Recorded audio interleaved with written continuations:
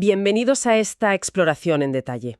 Hoy nos enfrentamos a un peso pesado, el Federal Register, el diario oficial del Gobierno de Estados Unidos. Tenemos aquí el volumen del viernes 5 de septiembre de 2025. Son, más de 300 páginas de regulaciones, avisos, órdenes, la letra pequeña, ¿no?, del día a día del Gobierno. Y ojo, que todo lo que sale aquí tiene peso legal, es la notificación oficial. Exacto. Intentar leerse esto cada día, es una tarea titánica para cualquiera que no se dedique a ello a tiempo completo, vamos. Así que nuestro objetivo hoy es, intentar destilar lo esencial, encontrar las claves más interesantes, lo más significativo de este volumen. Queremos entender un poco qué movió los hilos del gobierno ese día en concreto. Desde temas de inmigración y seguridad aérea, hasta medio ambiente o incluso, competencia en el mercado inmobiliario. Vamos a sumergirnos. Precisamente. Y es útil recordar por qué existe este sistema, ¿no? El Federal Register busca ser ese punto centralizado, uniforme, para que el gobierno comunique sus acciones al público. Es una pieza clave para la transparencia, vamos. Asegura que cualquiera pueda ver qué normas se proponen o se aprueban. Y hoy en día, claro, con el acceso online gratuito en govinfo.gov, pues es mucho más fácil que antes. Que por cierto, como dato curioso, la suscripción en papel todavía existe y cuesta unos $860 al año. Más envío, ¿eh? Madre mía. Bueno, empecemos por un tema que suele generar bastante interés. Inmigración y seguridad. En este número encontramos una normativa final del UCIS, la Agencia de Ciudadanía e Inmigración. Es sobre su División de Detección de Fraude y Seguridad Nacional, la FDNS. Parece que buscan reforzar la seguridad, la integridad del sistema. ¿Qué implica esto realmente? ¿Qué cambia? Pues mira, fundamentalmente esta norma lo que hace es formalizar y, en cierto modo, ampliar algunas capacidades del personal de esta división de la FDNS. Se basa en leyes que ya existían, que permiten al Secretario de Seguridad Nacional delegar autoridad. Lo relevante aquí, yo diría, es una delegación específica que se hizo en mayo de 2025. Autoriza al director del USCIS a designar a ciertos oficiales para realizar funciones, digamos, específicas de aplicación de la ley. Algo que tradicionalmente estaba más enfocado en otras agencias como AID o CBP, ¿sabes? Ajá. ¿Y qué tipo de funciones son esas? O sea, ¿significa que los oficiales que, tramitan los papeles ahora también van a poder hacer arrestos? A ver, no exactamente que todos los que tramitan papeles vayan a hacerlo, pero sí que otorga una autoridad específica. El director del USCIS puede designar a personal que, si en el curso de sus funciones normales de inmigración, descubre que alguien ha cometido un delito grave, una felony, como dicen ellos, y además hay riesgo de que esa persona se fugue antes de conseguir una orden judicial, pues pueden arrestarla. Es una capacidad similar a la que ya tienen otras agencias federales, pensada para situaciones muy concretas donde detectan algo serio durante el propio proceso administrativo. Entiendo. Lo interesante aquí, fíjate, es cómo esto refleja una evolución en el papel del USCIS. Históricamente, su foco ha sido adjudicar beneficios, visados, residencias, ciudadanía. Con esta medida, se refuerza su capacidad para actuar más directamente cuando, en ese mismo proceso, detectan indicios serios de fraude o amenazas a la seguridad. Es como, conectar la fase administrativa con una posible acción policial de forma más inmediata. Un paso más en la integración dentro del DHS, del Departamento de Seguridad Nacional. Vale, entendido. Cambiamos radicalmente de tercio y nos vamos al aire. La FAA, la Administración Federal de Aviación, siempre está muy activos en el Federal Register, con sus directivas de aeronavegabilidad, las ADES, que son básicamente órdenes para corregir problemas de seguridad en aviones, helicópteros. ¿Algún ejemplo así destacado hoy? Sí, hay varios. Por ejemplo, mira, vemos una AD ya final para ciertos modelos de helicópteros MD. El problema que han detectado es el riesgo de grietas o corrosión en los soportes de los pedales del rotor de cola, si son de magnesio. Piezas específicas, ¿eh? La AD lo que exige son inspecciones periódicas, primero visuales y luego más a fondo, no destructivas. No destructivas. Sí, con técnicas como líquidos penetrantes, corrientes de Foucault, para detectar daños que no se ven a simple vista. Y si encuentran algo, claro, obliga a reemplazar la pieza por una nueva de aluminio o a repararla según el caso. Y muy importante, prohíbe volver a instalar los soportes antiguos de magnesio. Suena importante, claro. Un fallo ahí podría ser catastrófico. ¿Y qué supone esto para los operadores de estos helicópteros? Mucho coste. Bueno, la FAA estima los costes directos de las inspecciones. No son enormes individualmente, ¿eh? Unos $43 la visual, 170 la no destructiva, más o menos, por cada ciclo de inspección. Pero claro, afecta a más de 500 helicópteros registrados en Estados Unidos. Así que el impacto agregado, pues existe. Sumando, claro. Sumando, eso es. Y más allá del dinero, está el tiempo que el aparato está parado, ¿no? La FAA reconoce estos costes. De hecho, para esta AD hicieron un análisis específico sobre el impacto en pequeñas empresas. Esto ilustra bien ese equilibrio constante que buscan, garantizar la máxima seguridad posible, pero sin ahogar económicamente a la industria. Tiene sentido. Y luego hay otro ejemplo interesante sobre el proceso en sí. Es una corrección a una propuesta de AD para motores V2500 que usan muchos Airbus. Resulta que en la propuesta inicial pusieron mal un número de referencia de una tarea de mantenimiento. Aerolíneas como United, JetBlue, Ryanair se dieron cuenta y mandaron comentarios. Ah, mira. Y la FAA lo ha corregido en la versión final. Es un detalle técnico, sí, pero muestra cómo funciona el sistema. Se propone una norma, la industria la revisa, opina y la agencia ajusta si es necesario. Y también aclaran un punto técnico. La AD obliga a actualizar los manuales para incluir ciertas inspecciones. No obliga a hacer la inspección directamente, ¿sabes? Eso ya lo exigen otras normas una vez que la tarea está en el manual. Es un matiz. Ah, o sea que el Federal Register no solo publica las órdenes finales y ya está, sino que es parte de ese diálogo, ¿no?, entre los que regulan y los regulados. Órdenes finales explicando por qué se toman. Y siempre queda la opción, para los operadores, de proponer lo que llaman un método alternativo de cumplimiento, una AMOC. Si pueden demostrar que su método alternativo da el mismo nivel de seguridad que la ADI, pues se les puede aprobar. Hay cierta flexibilidad, vamos. Aunque la seguridad siempre es lo primero, claro. Bien, pues del aire pasamos a la tierra y al agua. Vamos con la Agencia de Protección Ambiental, la EPA. Esta sección suele ser densa. ¿Qué encontramos relevante en la edición de hoy? Pues sí, hoy hay bastante movimiento con la calidad del aire, bajo la Ley de Aire Limpio, la Clean Air Act.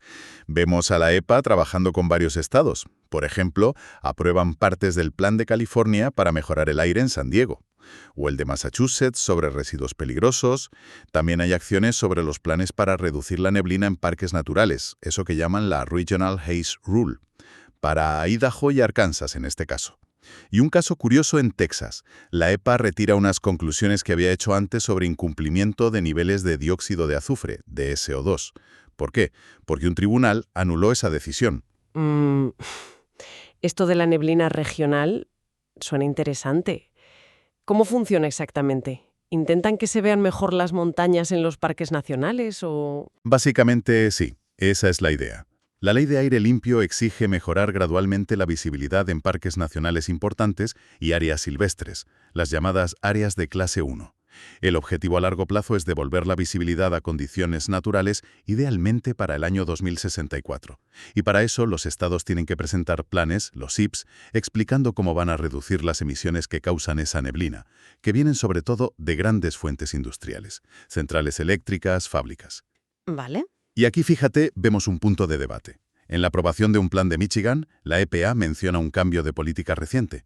Ahora parece que se presume que un estado está haciendo un progreso razonable si la visibilidad mejora a un ritmo determinado, la llamada tasa uniforme de progreso, URP, o si, aunque no llega a ese ritmo exacto, el estado ha analizado a fondo los famosos 4 factores para las fuentes contaminantes principales. Los 4 factores. Sí.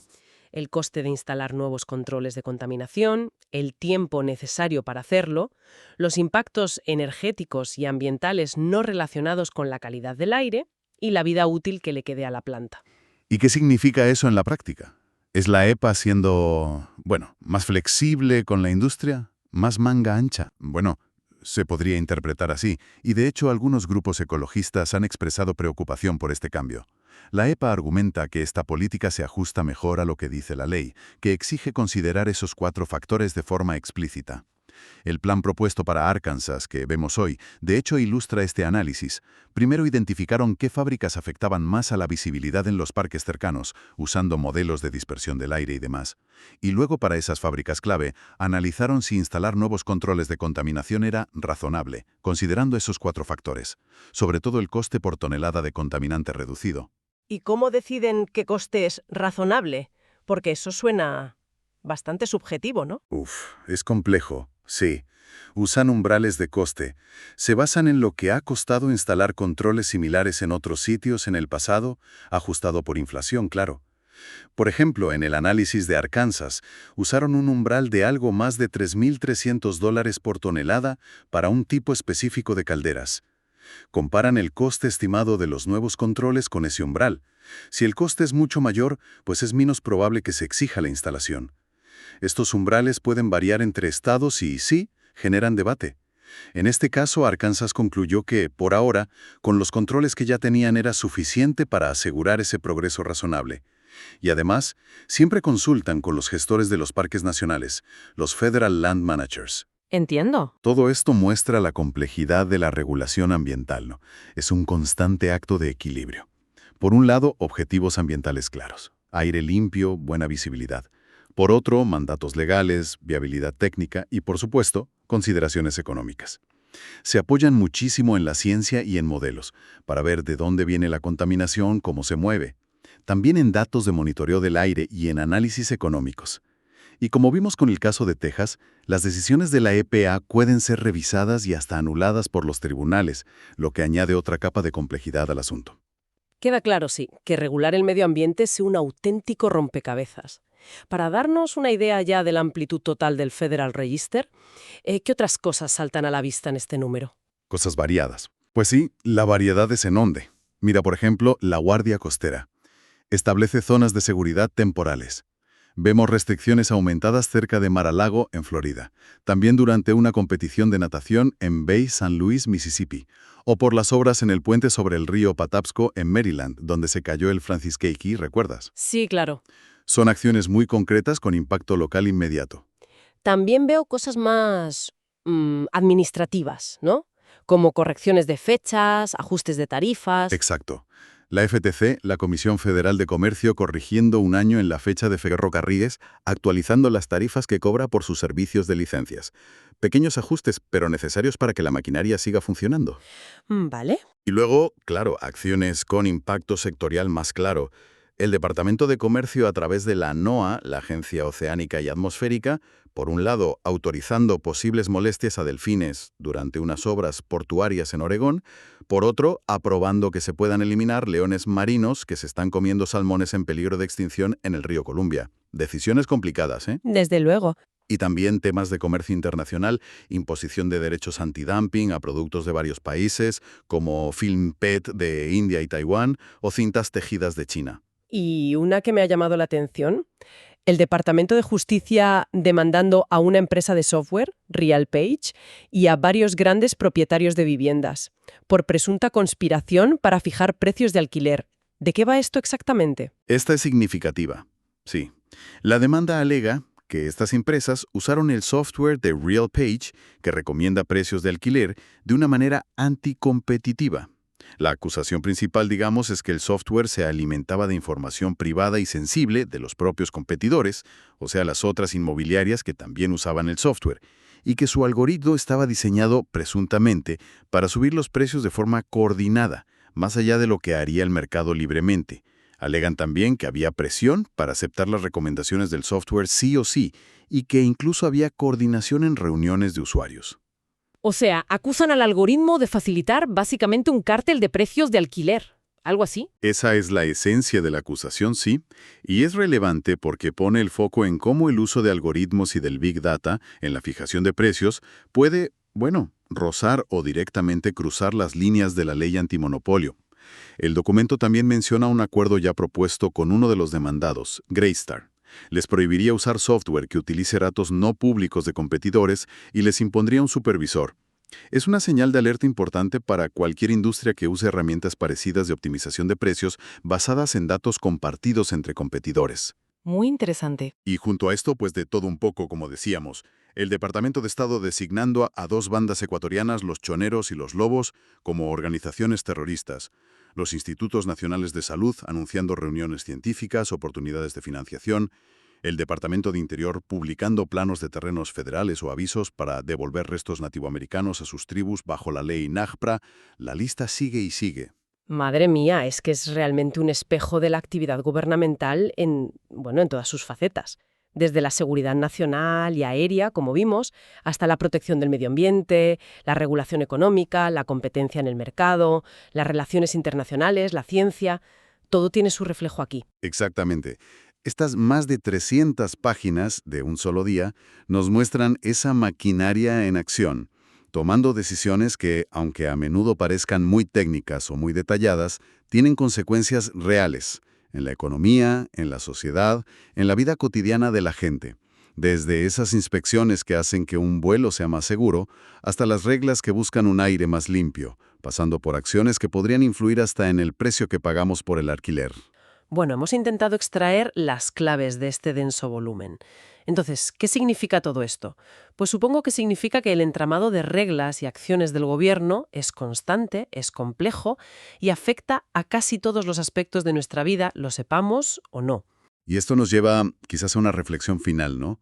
Para quien nos escucha. Dada esta enorme cantidad y esta complejidad de información que se publica cada día, ¿cómo podemos asegurar que el público general, más allá de los especialistas, de los lobistas, esté realmente informado y que pueda participar de forma significativa?